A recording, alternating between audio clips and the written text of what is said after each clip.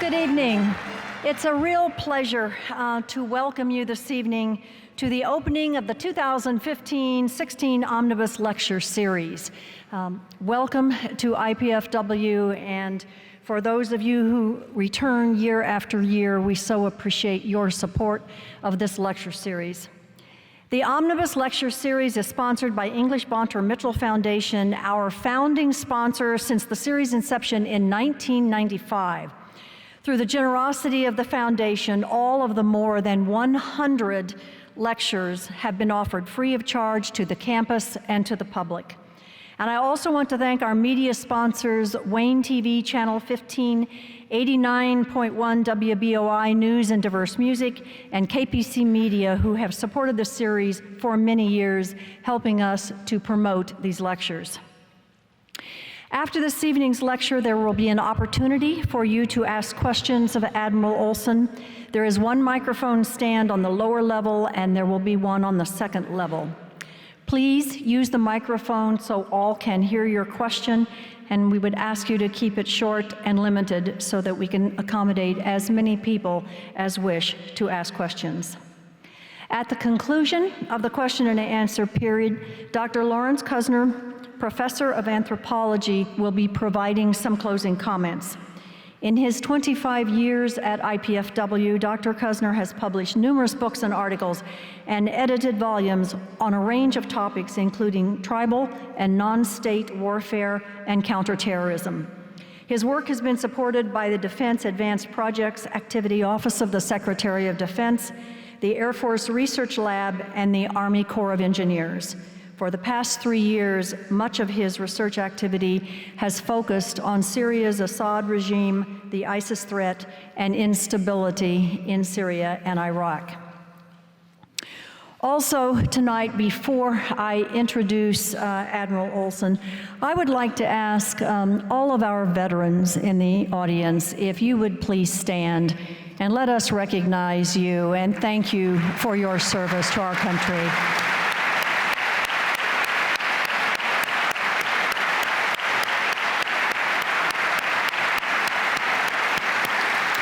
Thank you. And active military duty. Those of you who are on active duty, if you would please stand as well. And I know this afternoon, I can't see in the back, we had a number of ROT students who were here and had the opportunity to meet with Admiral Olson.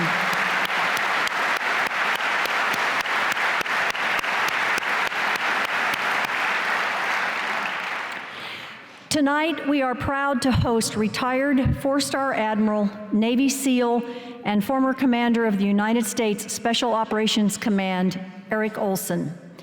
IPFW is indeed fortunate to be able to present speakers of this caliber to our community, but we are particularly grateful to present them to our students, as these speakers both inform and inspire them at a time when their life's goals are being shaped. Admiral Olson spent time on campus earlier today engaging in discussion with students from our political science, history, public policy, and ROTC programs. Olson graduated from the United States Naval Academy in 1973 and qualified as a Naval Special Warfare SEAL officer in 1974.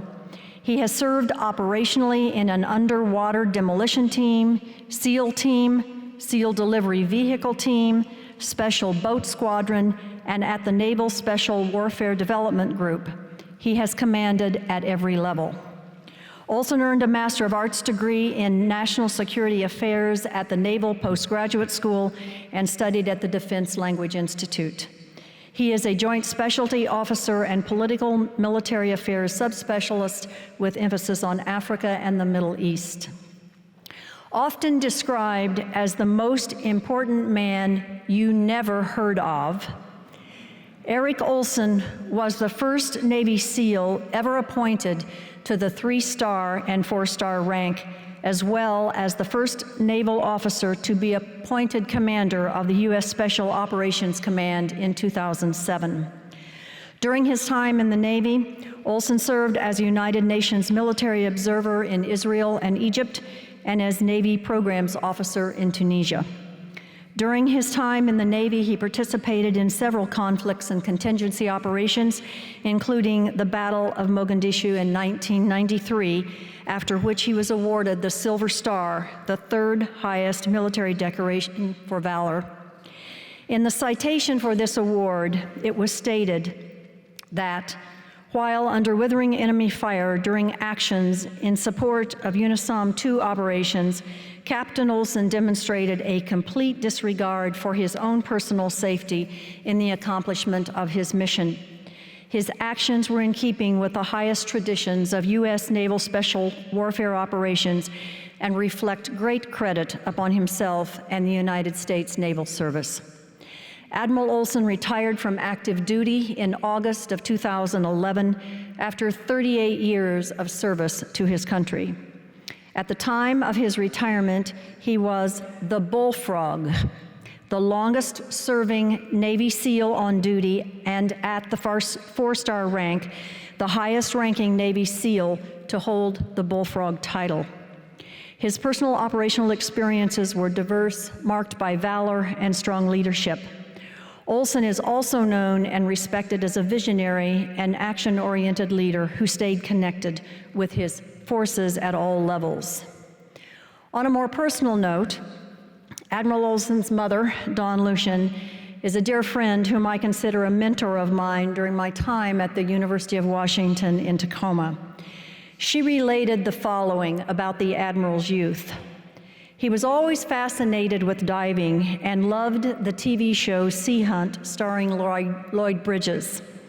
She took him to Seattle to a wetsuit maker where he bought wetsuit material and glue and told the store owner he was going to make his own wetsuit. The owner couldn't believe it. Eric and his mom came home, laid the pieces out on the ping pong table in the basement, glued them together. Eric laid down on top of it, his mom cut it to his form, and he applied the finishing touches of glue. They returned to the Seattle store to have the grommets installed, and the clerk said, "Son, now that is a wetsuit and a half." He was so proud of it and wore it for a couple of years, she said, many times while sitting in front of the TV watching Sea Hunt until a real wetsuit was purchased from the YMCA. And of course, the rest is history. He loved scuba diving, and baseball and wrestling were his major sports. Ladies and gentlemen, it is my extreme pleasure, and I am so proud to present to you Admiral Eric T. Olson.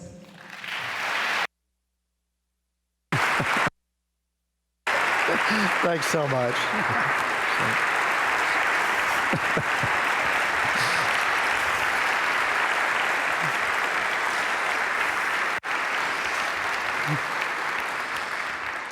Thanks so much for the warm welcome, and Chancellor Carwine, thank you for having me here. And I'm tempted to thank you for that introduction, but it was a little over the top. And there's a lot of speakers, when they get overly generous introductions like that, make a joke about, oh, I wish my mother was here to hear that.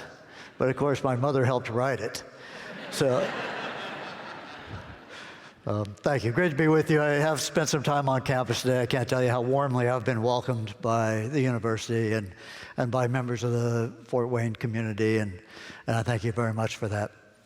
I'm going to talk about the world at night. You'll see why, but I mean for this to be a wide-ranging, pretty fast-moving talk. I'm going to go through a lot of slides, but you don't have to read much. And then we'll take some questions at the end if you're so inclined. And if I say something that doesn't make sense to you along the way, just shout something out and I'll stop and we'll take care of it. So I'm going to talk about the world in which we live or might expect to live. I'm not going to talk about the distant future. And in memoriam to Yogi Berra, he said the future is he said it's really hard to make predictions, especially about the future. And I'm not going to go to the past. And many of us in here spent part of our youth practicing hiding under our desk in elementary school with our rear ends pointed towards the window, because that was the part that could absorb glass the best. That era ended with the tearing down of the Berlin Wall, 1989, and a turning point in how the world was organized under two bipolar powers.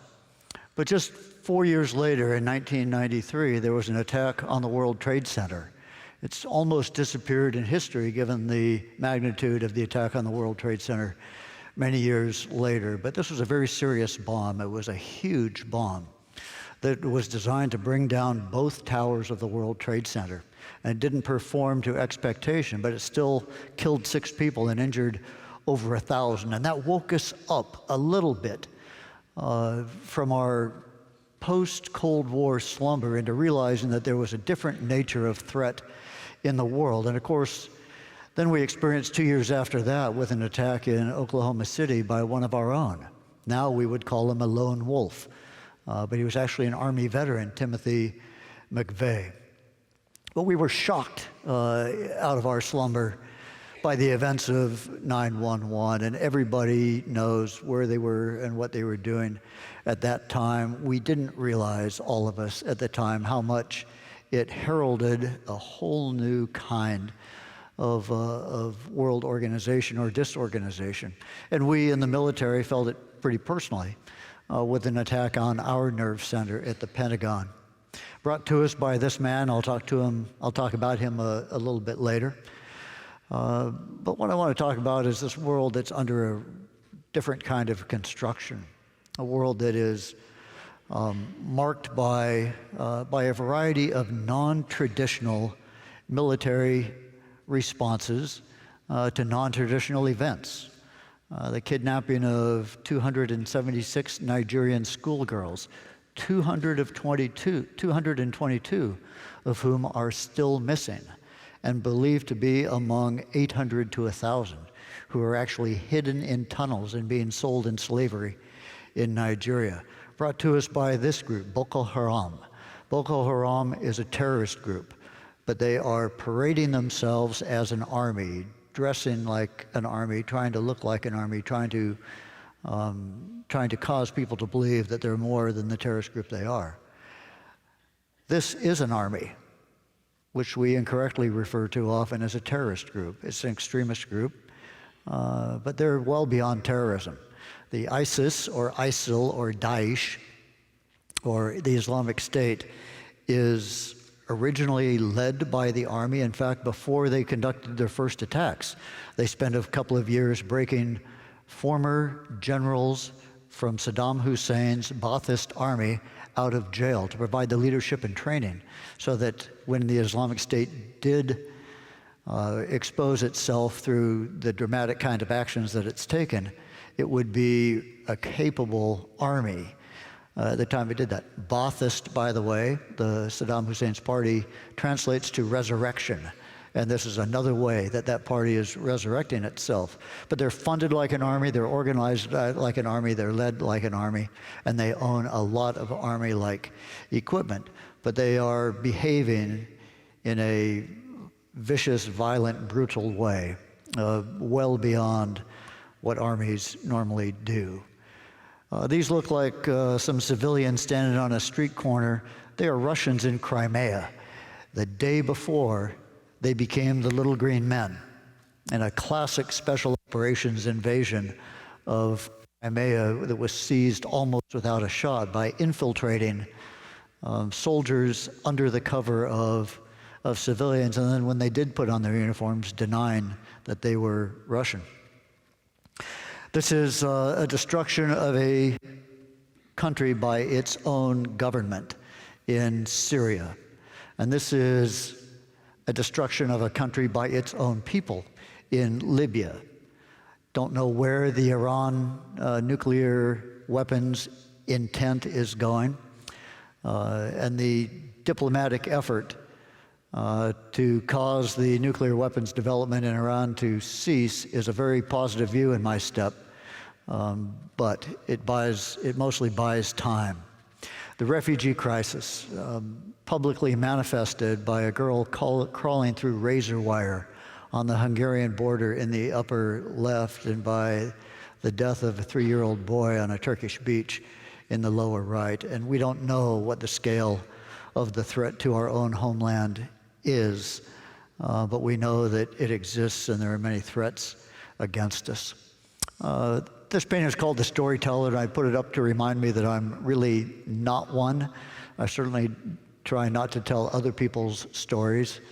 But the Southern balladeer Jimmy Buffett once said, "Don't try to describe a Kiss concert if you've never seen one."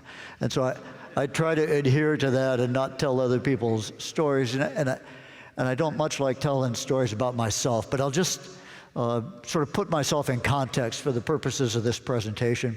I did find myself at the Naval Academy as a 17-year-old because the other college to which I applied didn't accept me.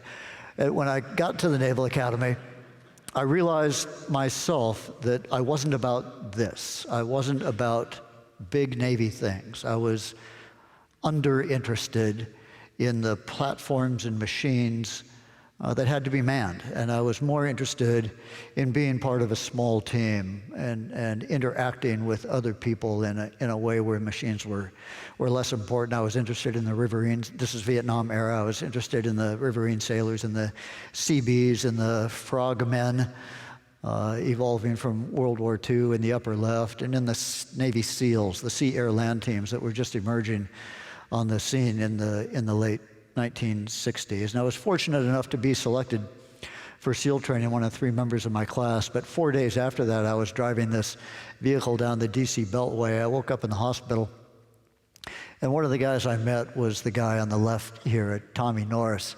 Tommy Norris, 30 days before my car accident, had been shot through the face in Vietnam with a bullet that entered his jaw and exited his forehead. After 6 months earlier, he conducted a very heroic operation. He was awarded the Medal of Honor for his heroic operation. I met him soon after he was shot and had a conversation with him about what it would mean to be a SEAL officer. And he said, the only thing I regret is that because of my injuries, they're going to medically retire me and I won't be able to continue doing something that I've come to love so much. And I thought that's really a lot of inspiration, and I was able to recover from my car accident and get to SEAL training. But the reason I put this picture up here is because the guy on the right, I said that wrong. The guy on the right is Tommy Norris. The guy on the left is Mike Thornton. Mike Thornton saved Tommy Norris when Tommy was injured and was awarded the Medal of Honor for that. And this in history is the only incident where one Medal of Honor recipient was awarded the medal for rescuing another Medal of Honor recipient. And these 2 guys came into my life even before I was a Navy SEAL and had a powerful effect on me. I got to SEAL training where you learn a lot about teamwork. You learn about being that guy that the other members of your team can depend on, and you learn a lot about being able to depend on the other members of your team. But it's not all about teamwork. It is also about reaching down inside yourself and seeing whether you've got the motivation to continue to to just not quit. And sometimes it feels awful lonely out there, and this is a soul-searching kind of thing. We can figure out who's tough and who's strong in a week. We can't figure out who's going to quit in a week. It takes a long time to do that, and so SEAL training is several weeks long. The basic portion of it is 6 months, and then it takes another 5.5 months before you can actually be designated as a SEAL. Another year after that before you're operationally qualified. But while I have this picture up here, and I mentioned to a class earlier today that in the process of SEAL training, we lose 75% of the people who start. All of them think they're going to graduate. All of them are qualified to walk in the front door, but only 25% are there on graduation day. We were looking to improve that, so we did a study on what it was that was sort of the next level of understanding of people who didn't succeed. We knew that about 3/4 didn't make it. We knew that about 3/4 of the ones who didn't make it because they quit. What we didn't know until we did this study was about 3/4 of the ones who quit at breakfast or at lunch. They didn't quit in the middle of something. They quit in anticipation of something very difficult. And it's easier to remove yourself from a problem than explain to someone else why you failed. And what we found is that almost nobody ever quit in the middle of something. Once they got into it, they found the strength, they got the leadership, they got inspired by their teammates, they were pulled through by the instructors. Whatever it took, they almost always got through what they started. It was the decision to not start that caused them to fail to achieve their dreams. And for me, that was really an epiphany. But the counterpart to that is that then we did a study on the 25% who were successful and what commonalities indicated a proclivity for success.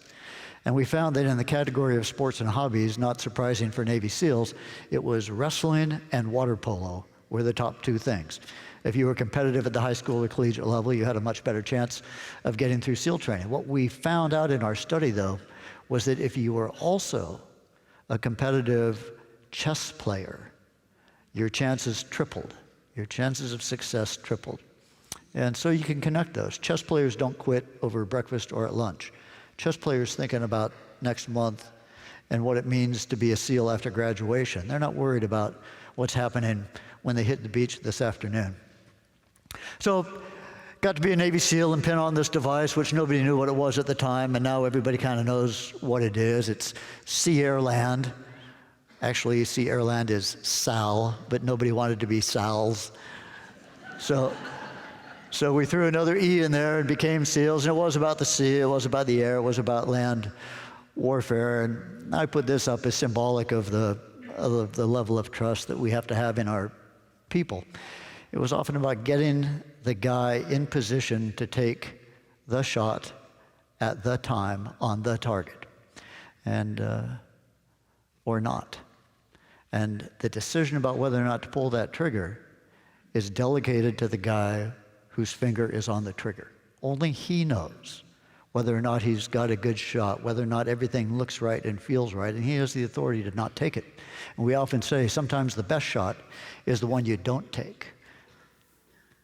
It was about a little bit of technology. This is a mini submarine, a free-floating mini submarine, which was pretty technological advanced for a guy like me at the time. It was about serving as a member of a small team that gets to know each other extremely well. These teams are assembled for months and months before they do anything serious. You learn to recognize each other's silhouettes underwater by the sound of footsteps or breathing, by the crackle of a voice over the static on the radio. You learn how each other reacts instinctively to challenge, how they think, what their weaknesses and what their failures are, so that you can give when it's time to give or draw from them when it's time to do that. And it's really the magic of the small unit environment. I got to go to the United Nations and serve as a peacekeeper. And this was a real interesting, amazing opportunity for a guy like me. I'd been an operational SEAL for 5 or 6 years, and I went to the United Nations in the Middle East. It was called the Truth Supervision Organization in Palestine. I lived in Israel and Egypt and served some time in Lebanon as I was doing that. And for me, this was the first opportunity to look back at the United States through someone else's eyes. I grew up in the upper left-hand corner of this map, and I knew there were 49 other states because I had to memorize their capitals when I was in school. Then I got to this map, which is the map that most of us in this room grew up with the United States smack dab in the center of the world, and our declared enemies, the Soviet Union, split between the upper right and upper left. And this was my world, and we were at the center of it. And then I got to Cairo, Egypt, as the United Nations military observer, and I walked in my boss's office. My boss was a Soviet lieutenant colonel, and on the wall behind his desk, he had this. And I thought, how can this be? This guy just doesn't see the world correctly. And it was, again, another sort of epiphany event. And of course, we had a bunch of Australians in this UN mission, and they see the whole thing completely upside down. Had the opportunity to work with foreign counterparts, in this case, dragging one of our many submarines behind a Kuwaiti ship that was one of 3 Kuwaiti ships that escaped from Kuwait City the night that the Iraqis came in 1989. Am I saying that right? Yeah. And the kickoff of Operation Desert Storm. But for me, that was more about personal relationships. And there's 3 Americans and 4 Kuwaitis in this photograph. Of the 4 Kuwaitis, 3 of them were the 3 senior officers in the Kuwaiti Navy 20 years later. And these became lifelong partnerships and friendships. In that part of the world, that means a lot. And we were able to grow much professionally and personally through relationships that had been built as relatively junior guys. I was in the street for the incident that's now known as Black Hawk Down.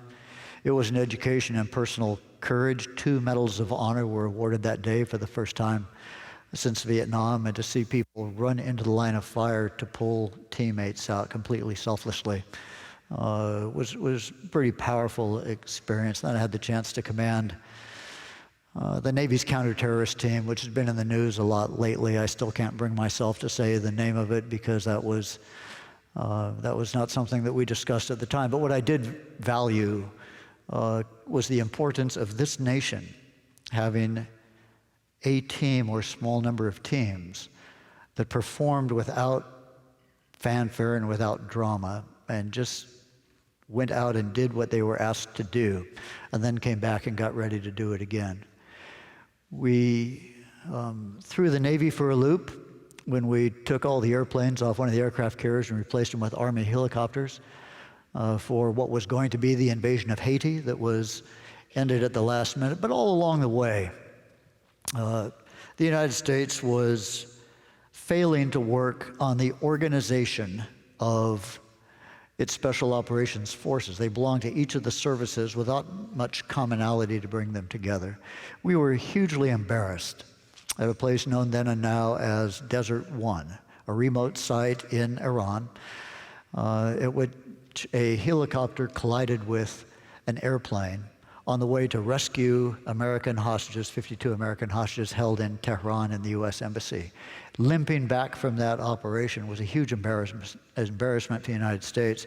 And the investigation into that said, we can't let this happen again. We need to create a command that will bring the special operations forces of the Army, Navy, Air Force together under a single commander with interoperability and compatibility and coordination so that we can conduct this kind of a complex operation in the future should we need to. And that became the United States Special Operations Command, which I was privileged to command as my last assignment, as the Chancellor said, for 4 years. And while in that position, I had command of Army, Navy, Air Force, Marine Corps, Special Operations Forces, Green Berets, Rangers, Army helicopters, Marine Corps, Special Operations, Air Commandos, specialized airplanes, Navy riverine boats, Navy SEALs, a very robust and diverse kind of a capability.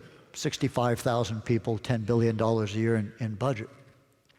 But I found myself in that position needing to explain to the Secretary of Defense and the President, who were my chain of command,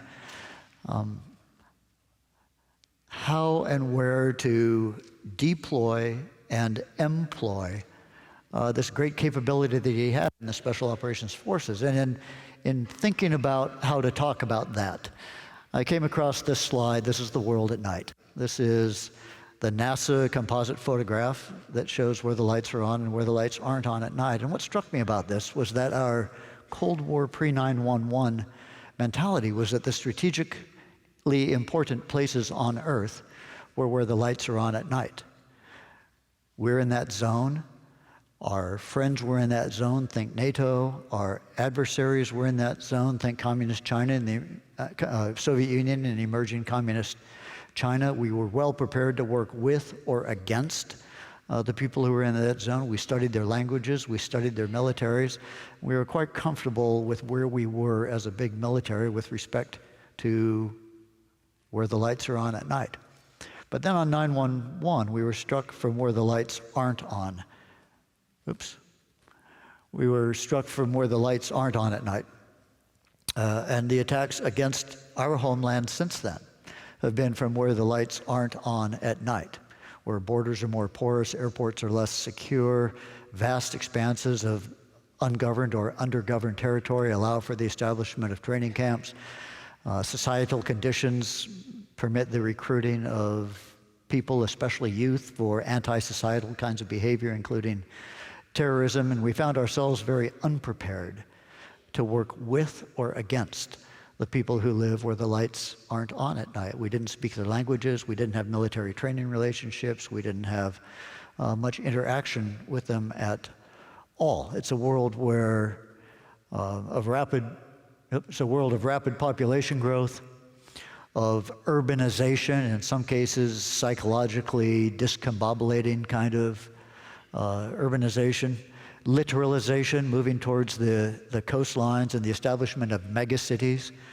3 megacities on Earth 10 years ago, 13 megacities on Earth now, 40 megacities on Earth in the next 20 years, a megacity being a city of 20 million people or more.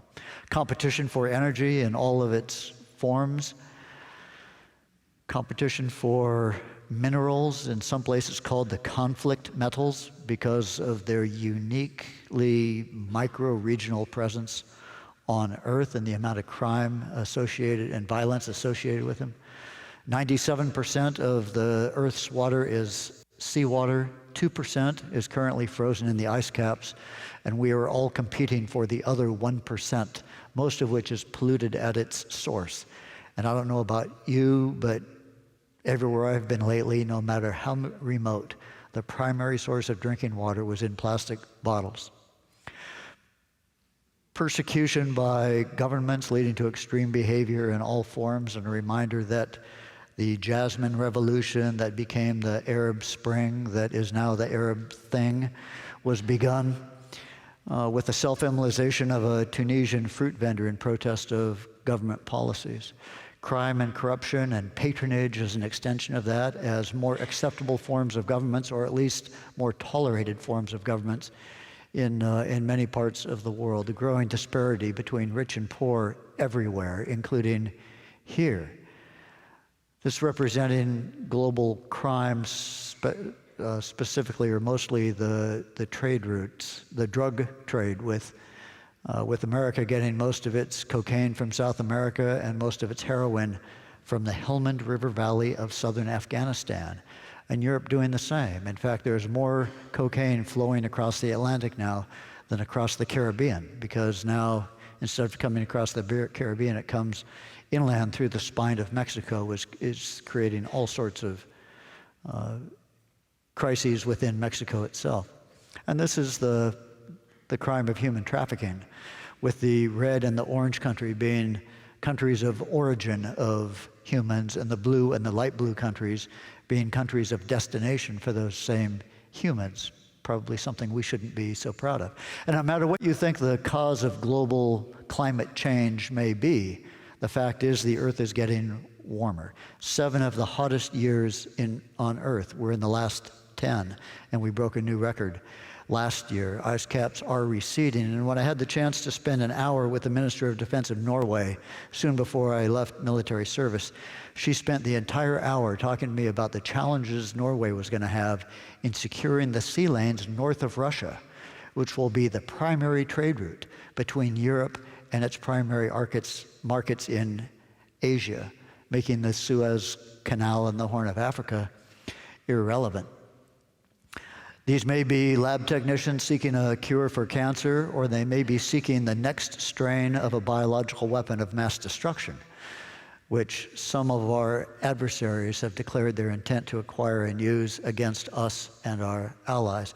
And this may be a classroom of Asian students doing their homework on a military subject, or it may be part of a warehouse of hackers who are incentivized every day to hack into your computer, my computer, Wall Street's computers, Hoover Dam's computers, and the Fort Wayne power grids.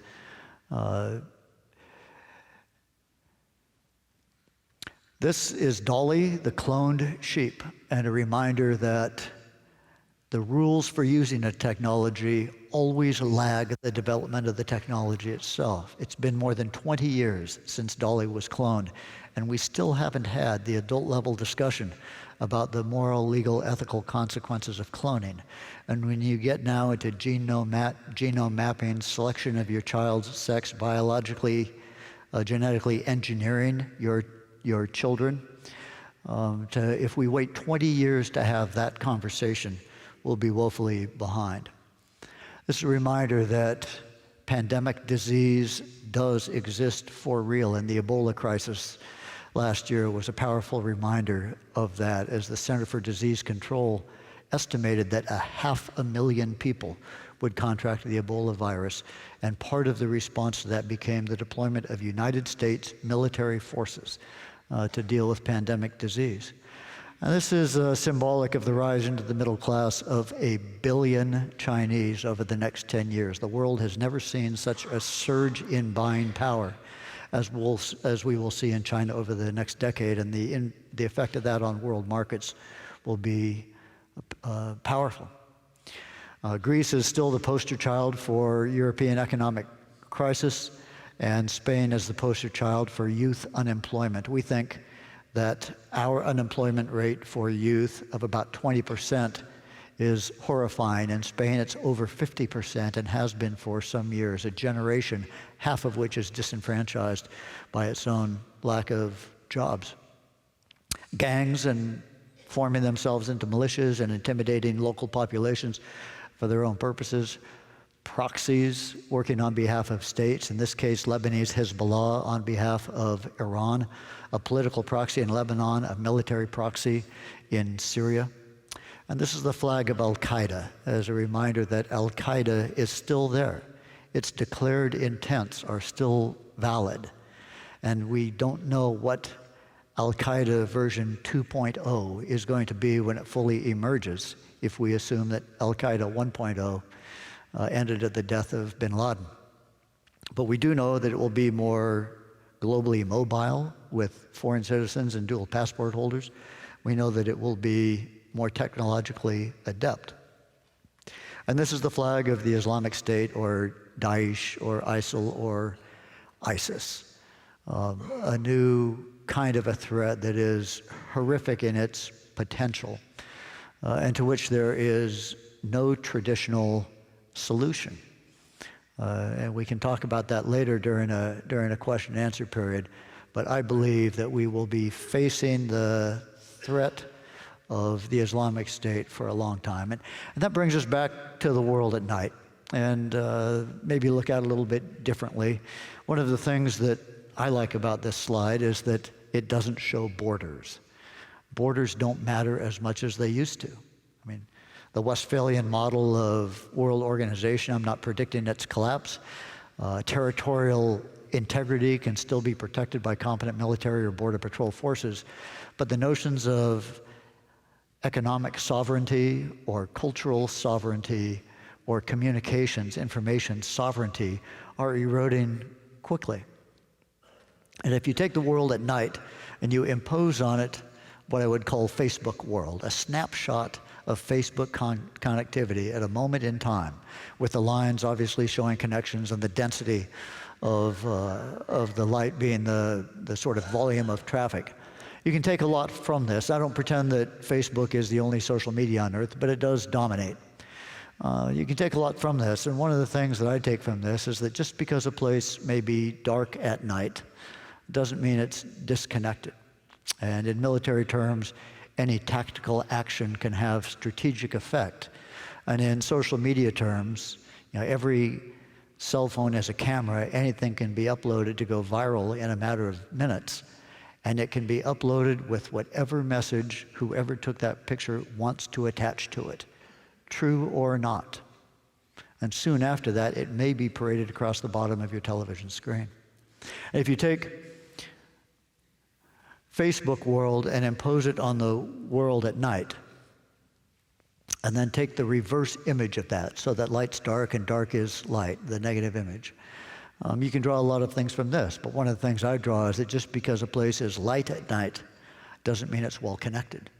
and our assumptions about the people there, what they believe, what they know, how they might react to external influences may be quite flawed. So when I was a commander of Special Operations Command, I tried to think about how the world is connected in this post-9/11 age. What are the trends? What are the connections? What are the linkages that matter? And I went inside my military organization and asked my strategic planning staff to put together a diagram of how the Earth looked. And I think Larry Kusner will appreciate this. And he came up with this diagram, and there's several pages behind it, hundreds of pages behind it that provide more detail, and I don't expect you to see any of the words on it. We'll just tell you that if it's green or blue, it's a positive or a neutral connection. If it's red, it's a negative connection. Think a drug trade, something like that. The ovals are things that mean something in that place. The two ovals over the United States actually show our internal conflict.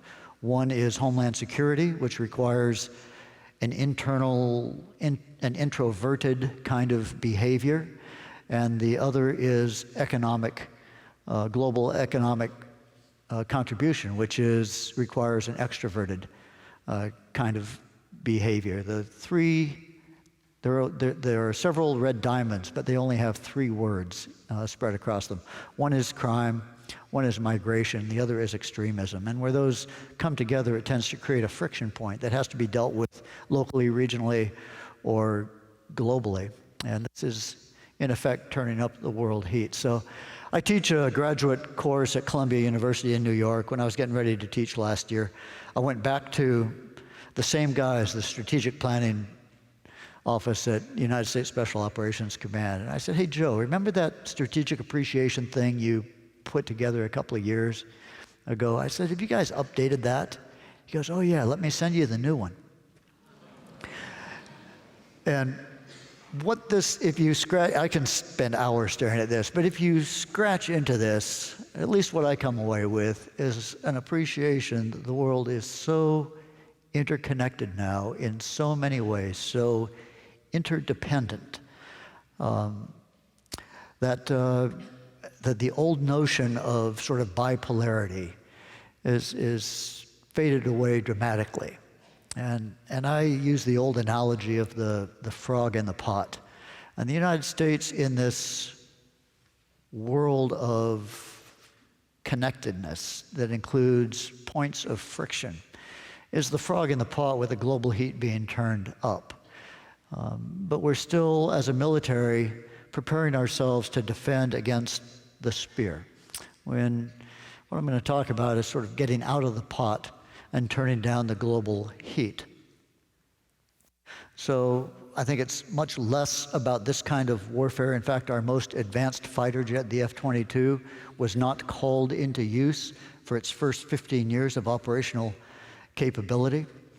And we found ourselves putting to rest most of our fighter jets, most of our fleet, and most of our tanks after declaring the end of major combat operations in Iraq and Afghanistan. I think it's much more about this, about cyberism, which I think is a good term as a counterpart to terrorism. It's about competition for resources. It's about working with and against people who are so different from us that we will struggle to understand them, what motivates them, what outcomes will be satisfactory to them, even if only tolerable to us. It'll require a force that's agile and mobile, in this case, Green Berets in Afghanistan in the opening days of that campaign, marrying low-tech and high-tech, riding horses with laptop computers in their laps, communicating by satellite to jets that are dropping precision bombs on an adversary force. And there were a few Navy SEALs in this, and I was surprised at the time in the job I was in to get requests for horse feed and saddles to send to Afghanistan. It's got to be a technologically innovative force. In this case, a jungle-penetrating radar hanging under an unmanned, remotely piloted helicopter. It's got to be a joint force. In this case, a Navy boat under an Army helicopter working together in very tight quarters. And imagine that this normally takes place at night and often in the open ocean where a minor miscalculation can have catastrophic circumstances. It requires a flexible force. In this case, Navy SEALs, who pride themselves on having 1 foot or 1 fin in the water, 600 miles from the nearest water in the interior of Afghanistan, fighting cave to cave. And it turns out that if you train for the hardest of all conditions and the toughest of circumstances, then you become a very flexible force. And when I was commanding SEAL teams along the way, we often had visitors who would come out to look at our headquarters or our training commands and see climbing walls, all sorts of climbing apparatus, ropes and ladders and rocks and all sorts of things that we trained to climb. And the question was always, if you guys are a maritime force, then why do you spend so much time training to climb? And the answer, of course, is if you're a maritime force, your base elevation is sea level, and every place you have to go is up. Whether it's up the side of a ship or up the side of an oil rig or 10,000 feet into the Hindu Kush. It's about getting where you're not expected to be with capability you're not expected to have. This can be done clandestinely through parachute insertion or clandestinely using mini subs launched from mother submarines. Where you can conduct an operation anywhere in the world from the United States without having to break the surface at any point in the meantime. It's about bringing on new teammates. And we didn't have time to really go through all the medical studies, so we just assumed that if a human needed supplemental oxygen to parachute from 15,000 feet or higher, then we should probably put an oxygen mask on the dog. And we never lost a dog, so we must have been right. It's about working with counterparts, really understanding them in a way that's meaningful.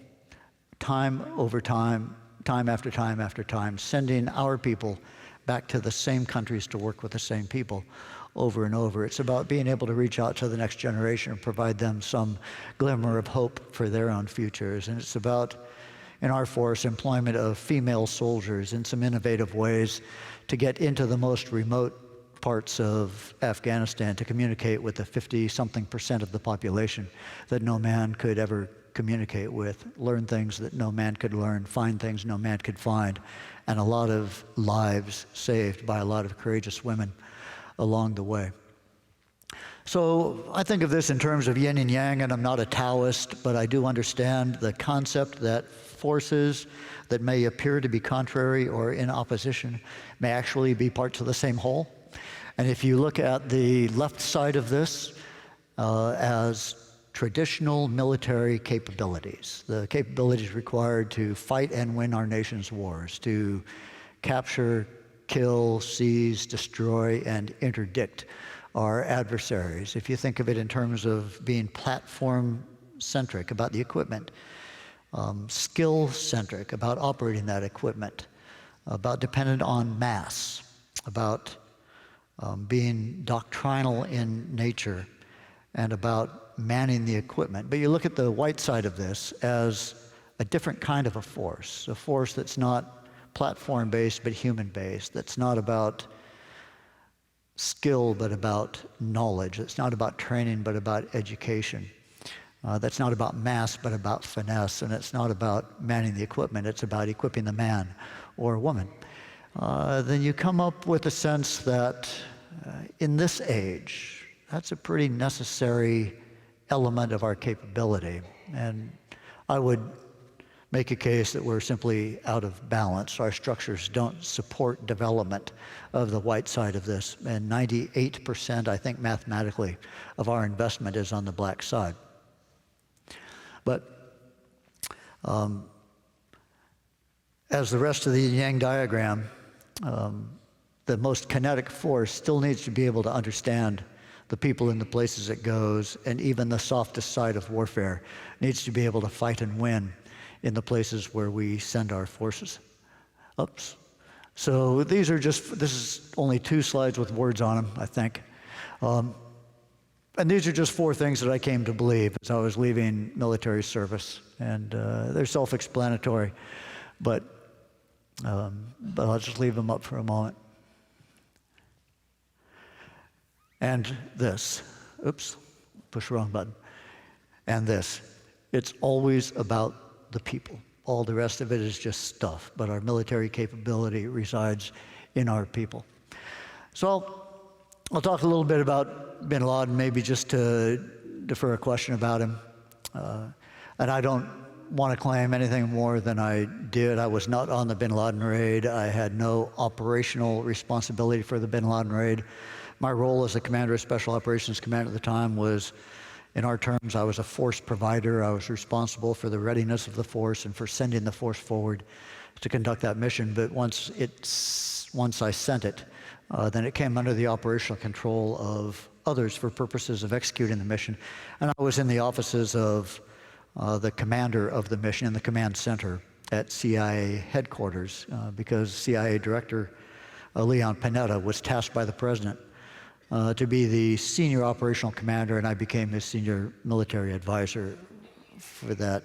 And it was a very well-conducted raid. It was not perfect by any means, but it was a raid that made us all as Americans proud and made the world relieved that the number one terrorist in the world was taken off the map. And I would say this is a result of building the big team right, getting the right people on the team, and with discipline, keeping everybody else off it.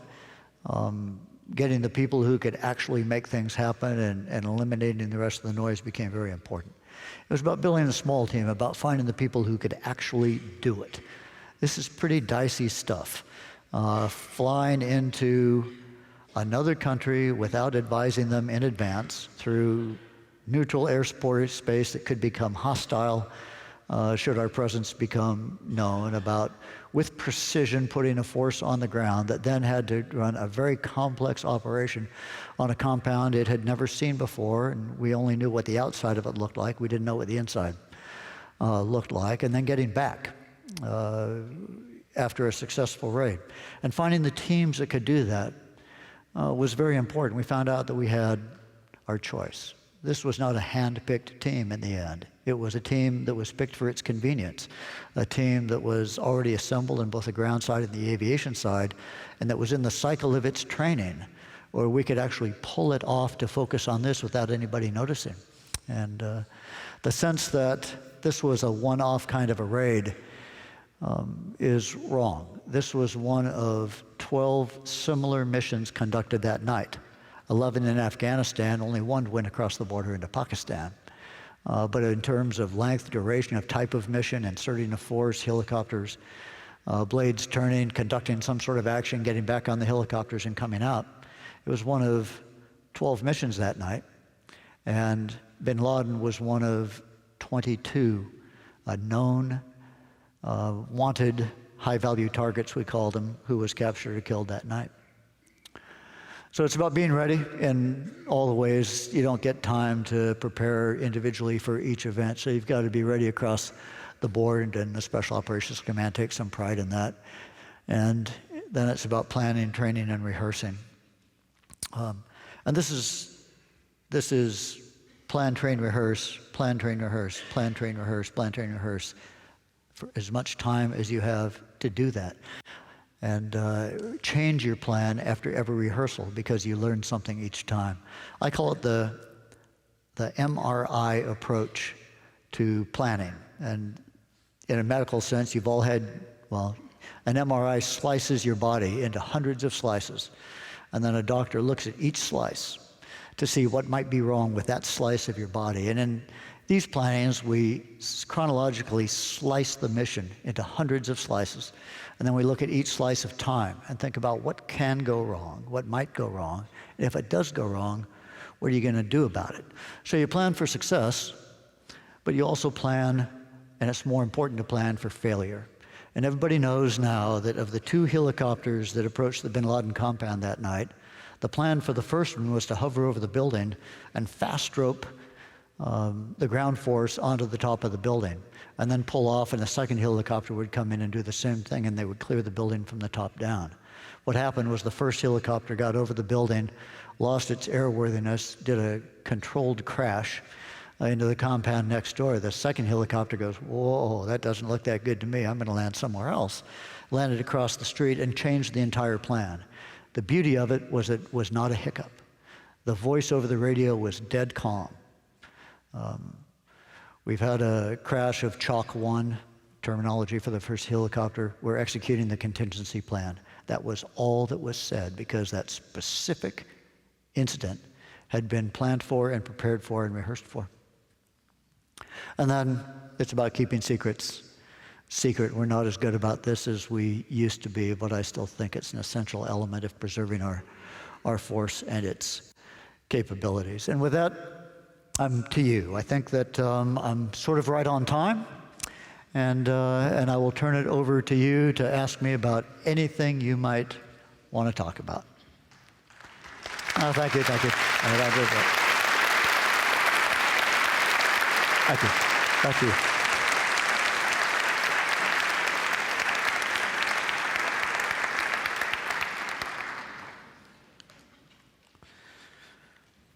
So it was a lot of slides, but I promise you wouldn't have to read much.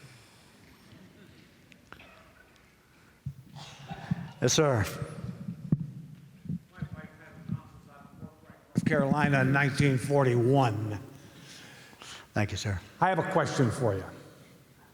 Do you believe that everyone ought to serve this country in some way? I believe that everybody needs to make some investment in the society in which they live. And I am not yet completely convinced in the details about how that ought to be, but I do think that some sort of universal service can't help but be a good thing.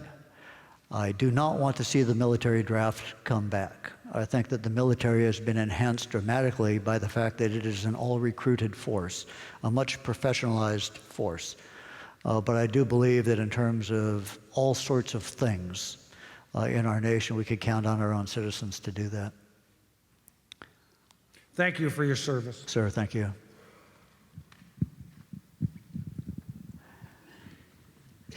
Yes, sir. Admiral, you've been talking about these Tier 1 forces all evening. I'm just wondering if you could describe for us the kind of man that it takes to be at this absolute pinnacle of human ability in terms of like intellectual capacity and physical ability, and what kind of person does it take to serve at that level?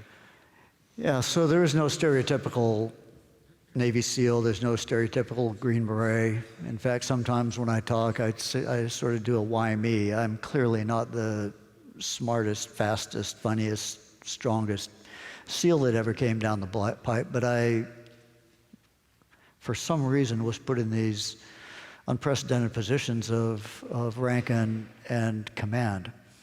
And so I think trying to sort of pin that down on what it is really hard. You can't say this guy's really good, so this guy who looks a lot like him is also going to be really good.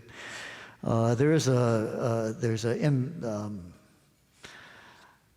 not sure what the right word is, but there is a sense that there is a character that comes out under pressure that I think is really, really important to performing those missions at that level. And much of it is about simply not quitting. That's the reason all of our programs, for the Green Berets, for the Rangers, for the SEALs, for all of them, put people through challenges that for them are unprecedented. And each time you do that, they learn something about themselves along the way to, at the end, they believe that they can pretty much do anything.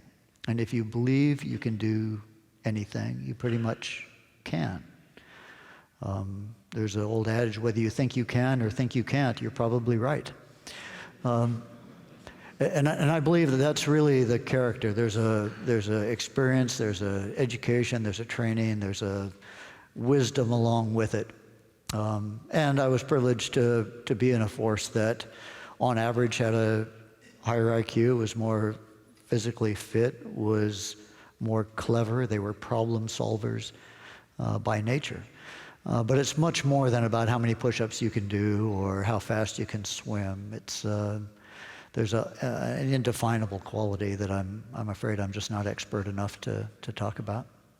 Thank you, sir. Yeah, thank you.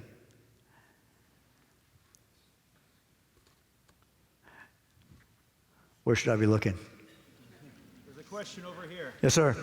Which SEAL Man, team miss. were you in? I'm sorry, say it again. Which SEAL team were you in? Which SEAL team was I in? Yeah, so, I mean, I don't think that matters. I'll tell you, all the SEAL teams are great, and I was proud to serve in a couple of them, including some that we can't talk about. So let me ask you, back you, which one do you want to be in?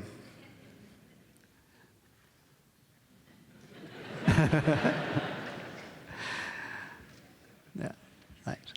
Now, the way we number our SEAL teams, 1 through 10, and there's a couple of numbers missing in there. And one half of them are based on the East Coast of the United States, the other half are on the West Coast of the United States, and I had the opportunity to bounce back to back. And in the trivia, I was very fortunate in my career to be the first guy who served as an officer in every aspect of what it is Naval Special Warfare does. I was in an underwater demolition team. I was a frogman back when we had them. I was an operational SEAL in a handful of teams. I was in our boat side, both ocean and riverine patrol boats. I was a mini submarine operator for about 8 years, spent thousands of hours underwater doing that. And then I was on what we call the dark side in the classified world for many years, and one of our SEAL teams was in there. Yep, next question. Admiral Olson, sir, if you could speak briefly upon the importance of the leadership or the guidance that you've had throughout your 38-year career, and what is significant upon someone that you can grab a hold of and the person that gave you that guiding light and said, by golly, I want to be that guy. Yeah, so I had a handful of heroes and mentors, most of whom, by the way, were in the Army. The Army leads and mentors in a very disciplined way. The Navy doesn't do that very well. The Army kind of has a rule where you lead one level down and delegate as much authority as you can to the people who work for you, and you mentor 2 levels down, and consciously reach down 2 levels in order to bring those people up to where you need them to be the next level of leaders. And I had a handful of Army leaders who, as a Navy guy, I'm not sure what they saw, but they reached down and grabbed me. And they really do it through the force of character. I really believe that it all comes down to people, and the essence of people is in their character. It's in their values. It's in their courage. It's in their determination. And to see that in the people who are leading you becomes very inspirational. Survey after survey will tell you that the 2 most respected qualities of a leader, at least a military leader, are integrity and tenacity. People want to work for leaders whom they believe, and they want to work for leaders whom they think won't quit on them. And I had some of those, and they got me where I got. Thank you, sir. Yep, thank you. Yep. Hello. Thank you very much for your talk. In his farewell address, President Dwight D. Eisenhower warned Americans about the military-industrial complex. Uh-huh. And as someone who's served within that complex, I'm curious, if Eisenhower were to come back today, 2 generations later, what do you think he might have to say about the complex today? I think he'd say, "I told you so." I mean, I think we are mired in this to the point where it's unhealthy for us as a nation. We publish, I'm told, 19,000 pages of acquisition regulations every year without removing 19,000 from the existing inventory. It has gotten to the point where it takes 7 years to buy a canteen. The Army's new Army and Marine Corps Joint Light Tactical Vehicle, a contract was awarded last month. The requirement for that design was submitted 12 years ago. And so we've just gotten ourselves in a position of being unable to deliver. By the way, the Air Force hasn't had a successful airplane building program in 30 years. The Navy hasn't had a successful shipbuilding program in 30 years. And the Army's last two major programs, the modernized ground warfare program and the modernized helicopter, both failed and were canceled. So we are in a place where we really don't want to be. And I don't know how you get out of it, except I think if we just smashed those systems till they broke and asked some of our young idea guys, entrepreneurs and money men and clever guys to figure out a new system, it would be better than what we have now. There's commercial basis for a lot of what it is the military needs. The gap between military use and multi-purpose equipment is closed. And so, yeah, I don't know. I just think Eisenhower would roll his eyes and say it again. Thank you. Yeah. Yes, sir. You've talked about how the world seems to be getting more complex exponentially. Yeah. And I was curious, watching President Putin in Syria this week, can you speculate a little bit? Do you think he and the one or two people around him have any understanding of what you're talking about, or is he wedded to an earlier model of overwhelming force? No, I think he's a very savvy guy, and I think he's a chess master, as it's in the Russian culture. And I think that Putin is being increasingly aggressive to see at what point he gets pushed back. And I think he went through Estonia in a cyber attack, he went through South Ossetia in Georgia, he went through Crimea, Eastern Ukraine, and now what he's doing in Syria, and he's doing that without world outrage, at least not a manifestation of world outrage. And I think he wants to see at what point there is serious repercussions for Russia. So I think he sees the dialogue as the Chinese have in the Pacific, and I think he's doing it with a grand strategy in mind, a very carefully sequenced order of events. Yes, ma'am. Up here. Okay. Sir, thank you for speaking tonight. My name is Jennifer Dolson. I recently separated from the Army after 10 years as a broadcast journalist and public affairs soldier. I'm going to ask a very different question than what I'm used to. Do you find that in the last 14 years, especially today, being the beginning of Operation Enduring Freedom, the anniversary of the beginning of Operation Enduring Freedom, do you find that in the last 14 years there's been a lack of a serious, sober discussion on the military's failures? Additionally, do you believe it's been easier for flag officers to pass a lot of blame over strategy, et cetera, to civilians and politicians? So I think I missed part of that. Can you just rephrase the key element of the question? Do you find that in the last 14 years there's been a serious lack of sober conversation of the military's failures? Yeah, absolutely. I think actually the bin Laden raid is a pretty good example of that. We were patting ourselves on the back so powerfully after the bin Laden raid that we failed to talk about what actually did go wrong and how we could fix that in the future. I think that we as a big military looked at Afghanistan in particular as an anomaly in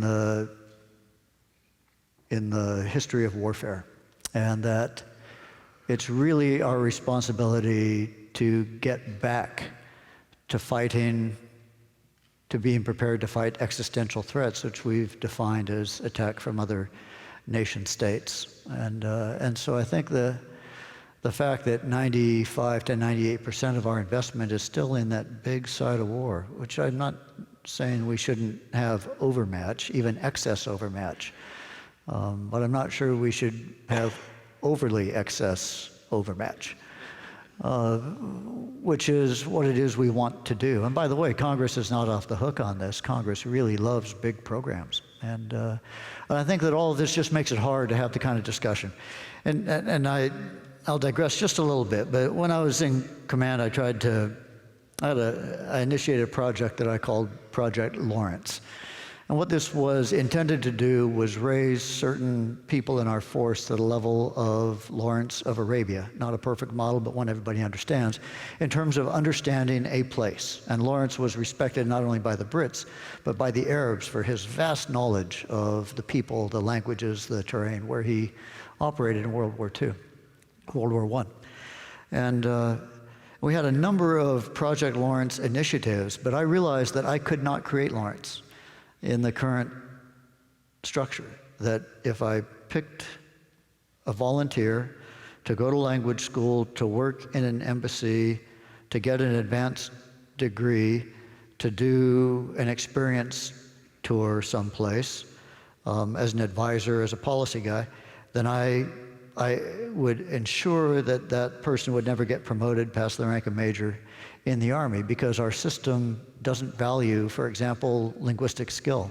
It is still an additional skill qualifier, not a core military skill. And so I've sat on promotion boards where the majority vote was to promote the submediocre fighter pilot rather than promote the only 4-4 level on a scale of 5 Pashto speaking soldier. And so I think that until we sort of get past that, it's going to be, you know, I think we're not having the discussion as a result of that. When the commander-in-chief asks you as a military person to go on a war, and as if you have opinion that this war is not called for really, but you still go anyway, and when you go there and you find out what your belief was that was true, then how do you deal with those emotions? I'm sorry, I'm not... If you go for war which you don't agree with, if you go on a war, you are in the military, and if you're asked to go for a war, and if you go there, and if you have opinion that that war was not right. Yeah, so we don't, we ask our military people to have opinions, but we don't give them a vote. They all have a voice, but they don't get to determine individually what it is they're going to do. And that's what the discipline of the military requires and provides for, is that people will follow the decisions once they're made. You have every opportunity to disagree in private. Senior officers have every opportunity to voice their objection to a policy decision or an operational decision. But once the decision is made, everybody comes out of the room and executes, and that's just the way it has to be. We have, by law, subordinated our military force to our civilian leadership. I think it's perfectly right to do that. And under that structure, like I said, military gets a voice but doesn't get a vote. We execute or quit. So did that answer your question the way I heard it? I just can never imagine if you have the opinion that this war was not right, but you are supposed to go because you're enlisted in that. You're still human. How do you deal with that emotion that I went there and found out that was not something that was called for? Yeah, how do I deal with that emotion? Yeah, so I think in the end, you know, when it comes down to it, people aren't generally, if you're talking about going into a combat action, people aren't fighting for their country or their flag.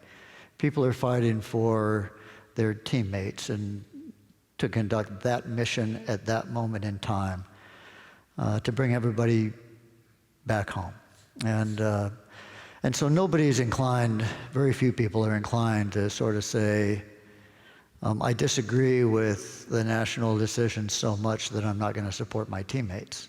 Once you're on that team and have an investment in each other, that's what the band of brothers, the brotherhood and the sisterhood of the military is all about. And I hope that we never unionize our military or make that everybody think that they get a vote, because that'll be the end of the military that we've come to know. By the way, we're not drafting anymore. Everybody who is in the military is in there because they've selected that over their other options. And And so the kind of potential for mutiny or for direct disobedience of an order is very, very rare now compared to what it might have been a few decades ago. Okay, thank you.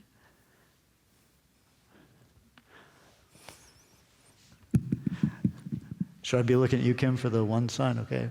Okay, this is the last question. Okay. We have two people in line. We'll take, no, I don't know. Kim, you're in charge. Okay, Okay. I think I got this straight. You can hear me.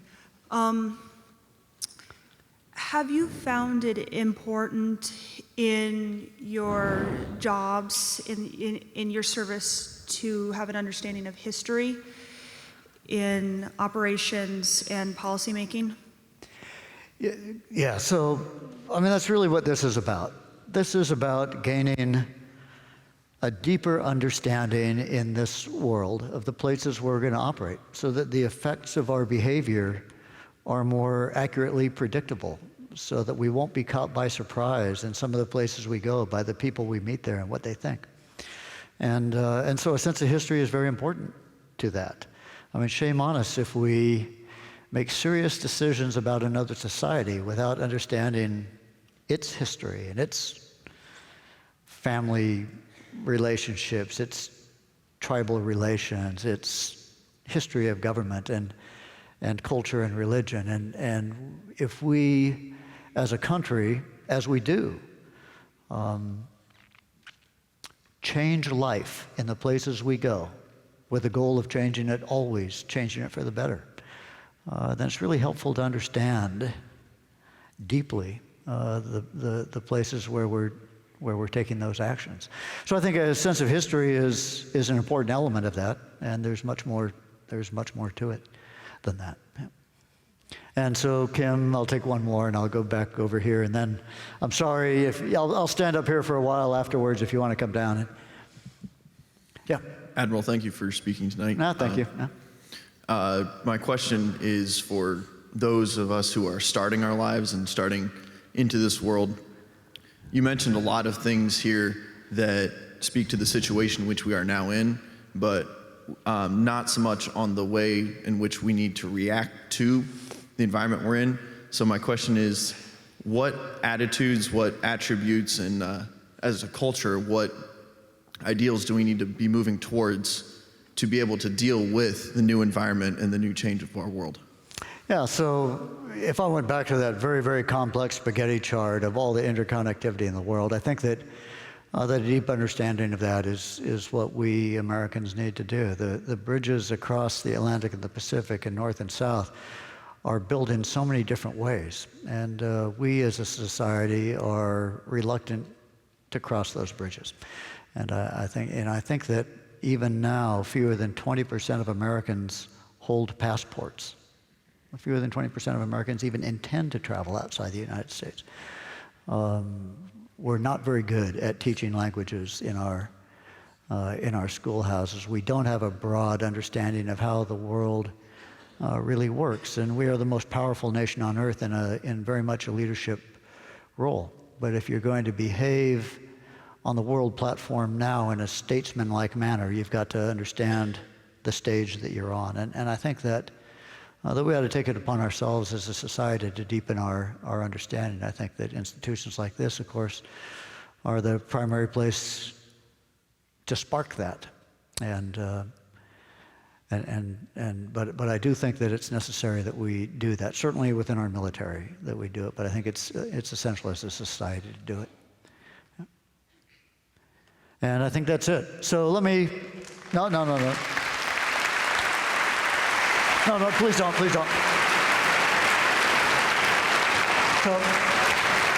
please don't.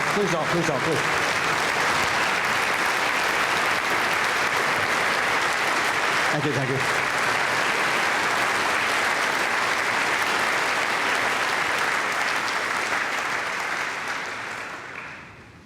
So let me just close by thanking you. And, I get that, and it's always too much, but it's your way of thanking me for my service, and I just want to throw some of it back at you. I'll tell you that everybody I know who is in the military, was more willing to do what we did because we knew that you were here, that if we didn't have good communities, if we didn't have good education, if we didn't have good arts, if we didn't have good sports, if we didn't have good law enforcement, if we didn't have confidence that our families were going to be looked after in our absence, then we wouldn't go. And so I think that this, the sense of who's serving whom really needs to be recalibrated. I get the sense that you are serving us more than we served you, and you thank us for allowing you to do what you do if you're not in the service, but I thank you for allowing us to do what we do when we're in service. So thank you very much for that. Thank you for having me here tonight and for treating me so warmly. Thank you.